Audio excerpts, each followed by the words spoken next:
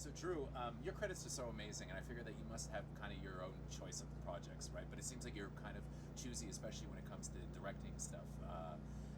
What is it that I guess made you want to do a movie like this that seems kind of such a departure from what mainstream studios are making these days? It feels kind of wholly original, and I was just wondering if you could tell me a bit what the genesis of the project is and kind of what drew you to it, what gave you the idea to write it in the first place. Yeah, I try to always do something different. I try to keep myself on my toes, Sure. and not repeat myself too much. And I hadn't worked in the crime thriller genre. I've always loved film noir, and so I kind of wanted to play in that space. I've learned not to worry too much about what studios want, because who knows? Yeah. It changes all the time, and I just trust that if I love something, we'll find other people to love it as well, and that has certainly been my experience. You said something to me last night about spoiler culture. Yeah. And I find it really interesting the way that you guys have promoted this movie, because really a lot of people don't really have an idea of what it is at this point. Right. They have a vague idea based on the trailer. How important do you think it is, though, keeping the audience surprised? And if you say if spoilers actually got out, how much would it actually matter in the long run? Yeah, it's a tricky thing, right? Because I can honestly say that the less you know about Bad Times at the El Royale, the more fun you're going to have in the theater. Yeah. But I also want to tell people that this is worth their time, because these days audiences are so discerning. Yeah. You really want to show them that we take their entertainment seriously. So we're trying to find that balance. I'm a believer that I want movies to be better the second time you see them. I want movies to be better the third, the fourth, the fifth, the sixth time. I love when movies grow. And so as a result, I try not to hinge anything on one major surprise. You know, my movies tend to be much more about escalation than about twists.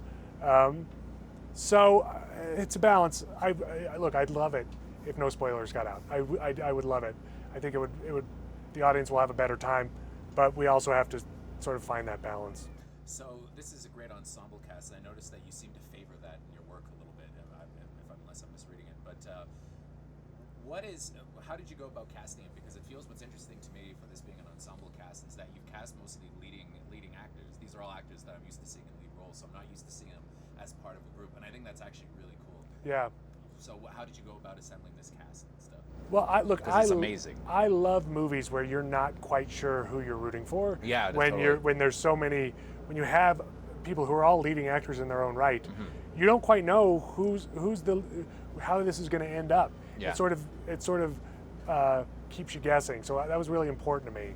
And it all started with the script. You know, I worked really hard to make characters that were complicated and give everyone their due, so that when I could go to actors, I could say to them, here's a chance to do something you've never done before. Let's play in this space. And then it really started with Jeff Bridges. Yeah. I sent the script to Jeff first, and he said yes right away. And once you get Jeff Bridges, you learn actors love working with Jeff Bridges. So it made it easier. Once Jeff signed on, there was a real momentum to the movie. You said in 1969. What exactly is the appeal of that year? Because I noticed I noticed that a lot of people are interested in it, and it is kind of the end of an era. Yeah. Maybe a more sinister turn for the 60s, especially with all the assassinations happening at the time. That's right. How'd you choose that year? I mean, it's exactly that. You sort of watched the sort of hope and promise of the early 60s get assassinated one by one as JFK, Martin Luther King, and Bobby Kennedy all got shot in public. And then Nixon sort of came over, and so he took office at the beginning of '69. So that provided a good demarcation for me as to where things really turned, because it was a real time of upheaval in the country.